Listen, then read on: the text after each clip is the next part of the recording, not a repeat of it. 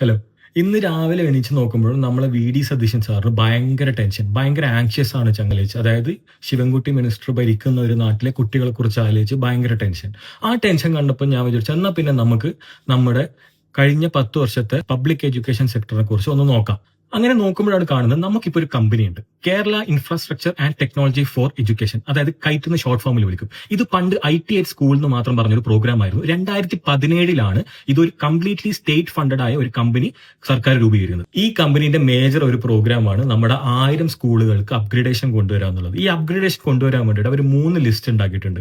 അതായത് 5 കോടി ഇൻവെസ്റ്റ്മെന്റ് വേണ്ടി വരുന്ന 141 സ്കൂളുകൾ, 3 കോടി ഇൻവെസ്റ്റ്മെന്റ് വേണ്ടി വരുന്ന 385 സ്കൂളുകൾ, 1 കോടി ഇൻവെസ്റ്റ്മെന്റ് വേണ്ടി വരുന്ന 446 സ്കൂളുകൾ. ഈ ഡീറ്റെയിൽസ് ഒക്കെ കൈറ്റിന്റെ വെബ്സൈറ്റിൽ അവൈലബിൾ ആണ്. അങ്ങനെ ഞാൻ എടുത്തു നോക്കിയാണ് നമ്മുടെ കാസർഗോഡ് ജില്ലേന്റെ മാത്രം എടുത്തു നോക്കി. ജില്ലയിൽ മാത്രം 5 സ്കൂളുകൾക്ക് 5 കോടി രൂപന്റെ പ്രൊജക്ടുകൾ ഉണ്ടായിട്ടുണ്ട്. അത് കംപ്ലീറ്റ് ആയി ഹാൻഡ് ഓവർ ചെയ്തിട്ടുണ്ട്.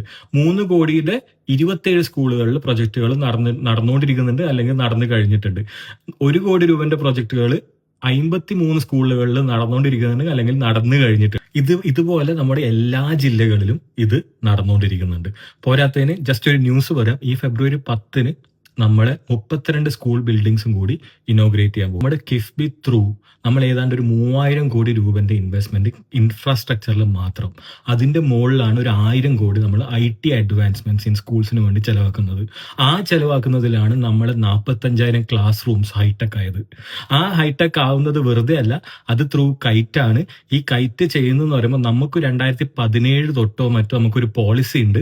അതായത് നമ്മൾ ഉപയോഗിക്കുന്ന എല്ലാ IT സോഫ്റ്റ്വെയർസും FOSS ആയിരിക്കും. ചുരുക്കി പറഞ്ഞാൽ നമുക്ക് വേണ്ട ടൂൾസ് നമ്മൾ സ്വയം ടൈലർ ചെയ്ത് നമ്മൾ ഉണ്ടാക്കുകയാണ്. അത് നമുക്ക് ഡിജിറ്റൽ സോവറിനിറ്റി തരുന്നുണ്ട്. ഇനി നമുക്ക് 2011-16 കാലഘട്ടത്തിലെ ഒരു അഡ്മിനിസ്ട്രേഷൻ അവസ്ഥകൾ നോക്കാം. നമുക്ക് ബുക്കിന്റെ കാര്യം നമ്മൾ ന്യൂസിൽ വായിച്ചിട്ടുണ്ടാവും, അല്ലെങ്കിൽ ആ സമയത്ത് കേട്ടിട്ടുണ്ടാവും. പക്ഷെ ഞാനിപ്പോൾ നോക്കുമ്പോൾ മനസ്സിലാകുന്നത് ഇതൊരു വൺ ഓഫ് ഇൻസിഡന്റ് ഒന്നും ആയിരുന്നില്ല. 15-16 ഒരു പീക്കായിരുന്നു എന്നേ ഉള്ളൂ. ഇതേ ഇഷ്യൂസ് 12 ഉണ്ടായിട്ടുണ്ട്, 13 ഉണ്ടായിട്ടുണ്ട്. എന്തിന് 12-13 നമുക്കൊരു നാഷണൽ ഇൻസ്റ്റിറ്റ്യൂട്ടിന്റെ ഒരു റിപ്പോർട്ട് വരെയുണ്ട്, വൺ ഓഫ് ഏറ്റവും മോശം ഡിസ്ട്രിബ്യൂഷൻ ഉള്ള ഒരു സ്റ്റേറ്റ് കേരള ആണെന്ന്. അങ്ങനെ ഉണ്ടായ കേരളത്തിന്റെ ഇപ്പോഴത്തെ ടെക്സ്റ്റ് ബുക്ക് ഡിസ്ട്രിബ്യൂഷന്റെ അവസ്ഥ എന്താണ്?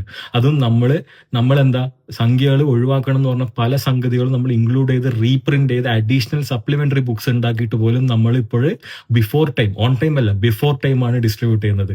അതാണ് അഡ്മിനിസ്ട്രേഷൻ സ്കില്ല്. അതുപോലെ തന്നെയാണ് യൂണിഫോം ഡിസ്ട്രിബ്യൂഷൻ. പണ്ട് ഏതോ പ്രൈവറ്റ് കമ്പനികൾക്ക് കൊടുത്തുകൊണ്ടേ സംഭവം ഇപ്പൊ നമ്മുടെ ഓൺ ഹാൻഡ്ലൂം ഏജൻസികളാണ് നമുക്ക് വേണ്ടി ഉണ്ടാക്കി തരുന്നത്. അപ്പൊ അതൊക്കെയാണ് നമ്മുടെ പബ്ലിക് എഡ്യൂക്കേഷൻ സെക്ടറിന്റെ കഴിഞ്ഞ 10 വർഷത്തെ പെർഫോമൻസസ്.